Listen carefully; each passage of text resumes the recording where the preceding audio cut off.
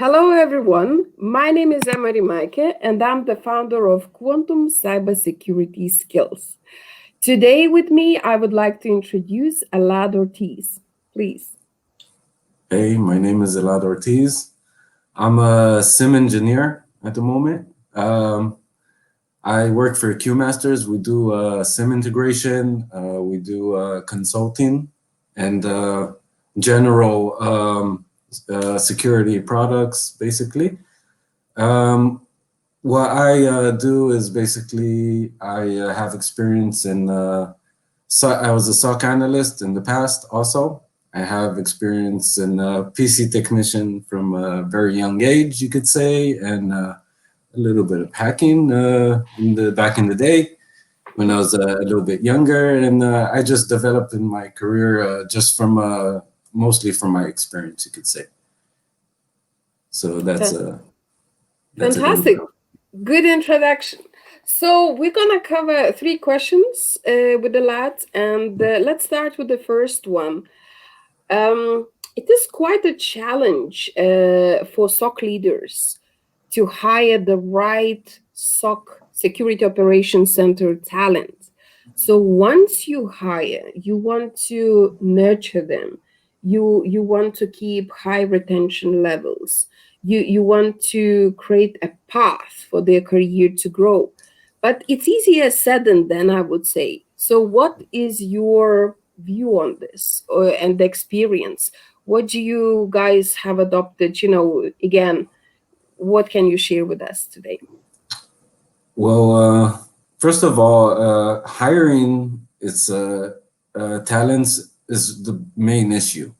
First of all, locating talents for security operation centers, usually because it's a 24-hour job, you could say. So it's very hard to locate talent, especially people that are very family oriented, that they always make sure to have time for their family in the evening to give the kids showers and stuff like that.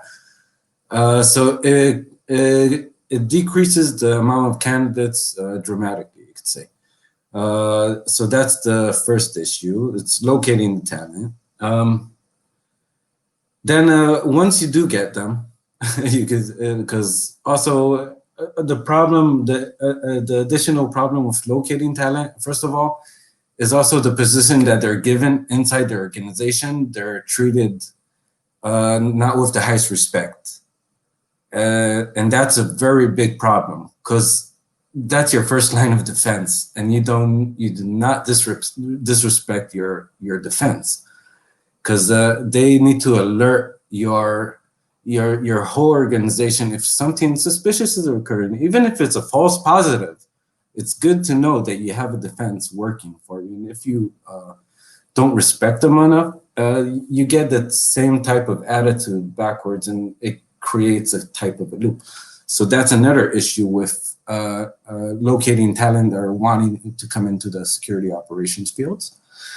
So once you do get those people into the security operation fields, because I'm not a local security operation worker, usually I'm the integrator and the consultant that comes once or twice a week into the organization and helps them out and adjust their rules and try to find out what's bothering them and what do they need to improve, or if anything's new is happening with the organizations that they want to connect.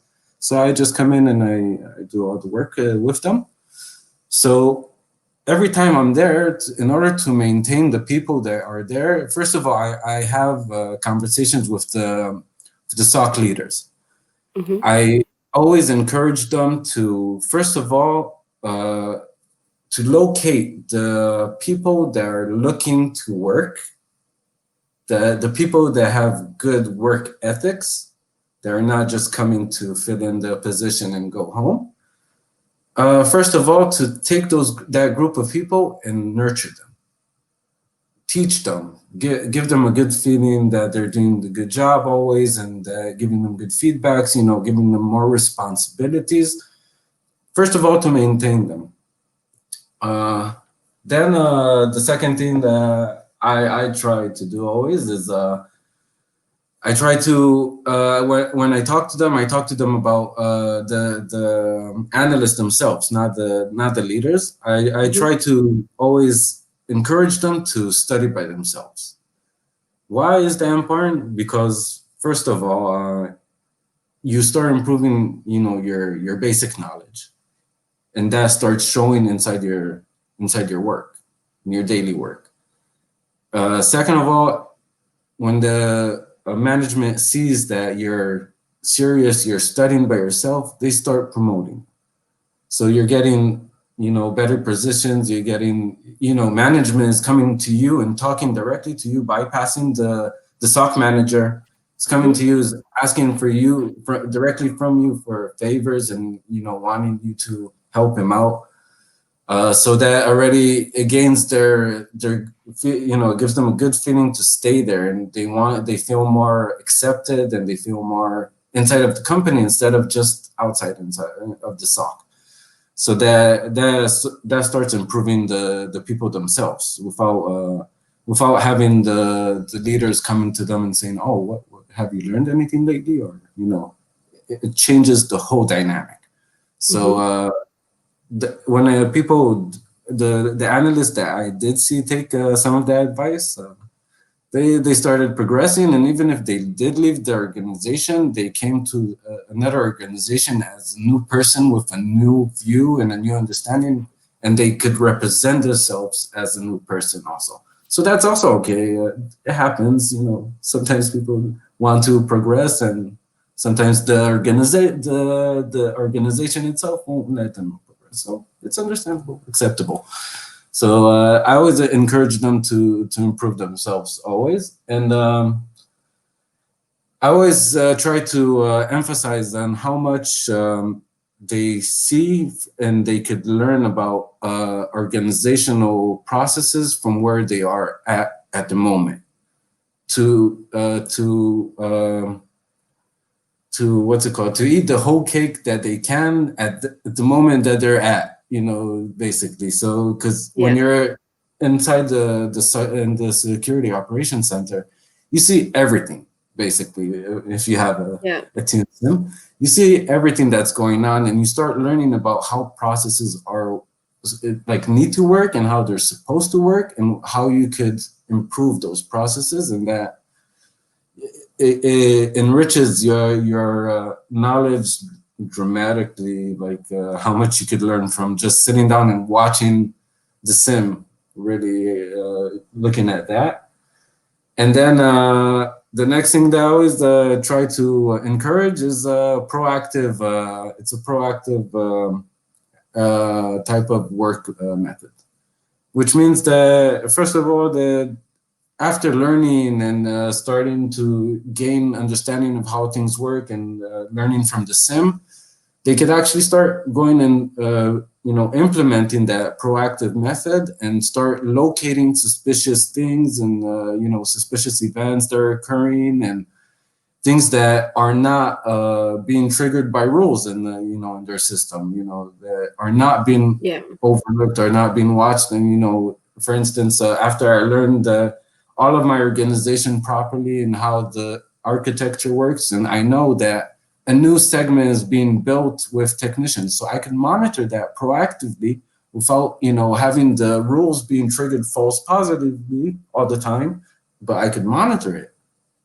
And then once they start doing that, that's when the game starts really showing how much they're putting their work in, and how much effort they're putting in, and how much they know. Because then that makes them tier 2 and tier 3 level analyst, and they're then that's the next level of managing the SOC. Usually, in a lot of SOC situations, especially MSSPs, there are rarely a level 2 and level 3 analyst, you could say.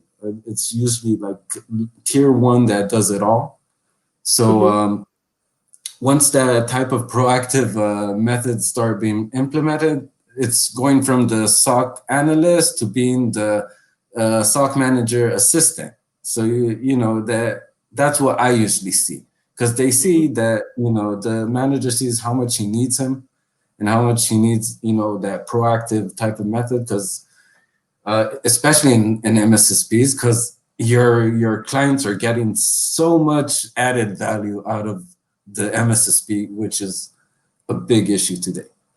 That's so a proactive method is always it benefits you yourself, and it also benefits your MSSP, especially when in an MSSP type of view. So, and then of course, once you start finding and locating things, and management finds hears about it, that you're Yeah. finding all these things proactively without the system triggering alerts actually, and they see the reports of that. that totally upscales the type of respect that the security operations center receives, during the rest of the time going forward.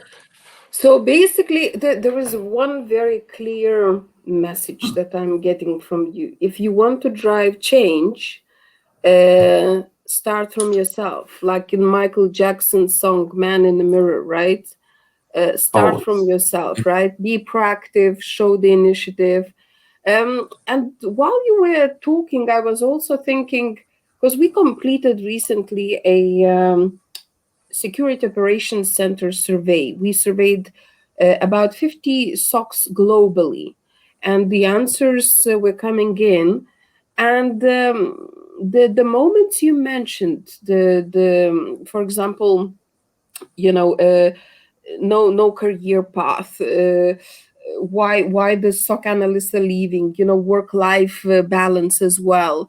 It was three major topics. Why the SOC analysts and not only SOC analysts but generally security operations center talent, why they were leaving? Because of the shifts, because of the of burnout, also, as I mentioned, no training from third parties, good training to help them with the develop their knowledge. Also, one of the triggers was that the SOC leadership, or that was the trend, that SOC leadership did not maximize the existing talents to for SOC optimization. People felt they are in this tiny responsibility frame. I'm SOC analyst one, I'm SOC analyst two. What happens behind that frame is no longer my business. I'm not interested, and Right. that's it. But you are saying, let's start being proactive. Let's explore more, and this will be recognized. If not in the current organization, it could be the next, right? Very good Exactly. That point.